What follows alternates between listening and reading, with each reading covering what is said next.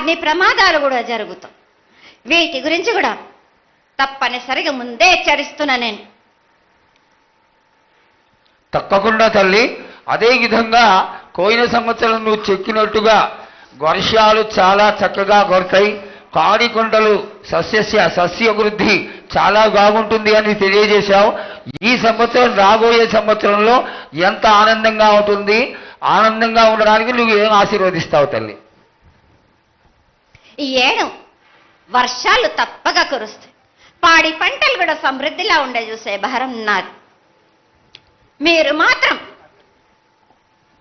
5 వారాలు నాకు పప్పు బెల్లం పలహారాలతోటిగా నాకు ఎట్టి విధంగా నాకు ఈ జాతర జరిపించారు. నాకు అట్టి విధంగా నాకు కొల్లారి నుంచి బాల బచ్చల దగ్గర నుంచి నా ముందుకొచ్చి నాకు కడిబడి సాకబోసి నాకు పసుపు కుంకులముతోటి నన్ను ఆనందపరచండి. నాకు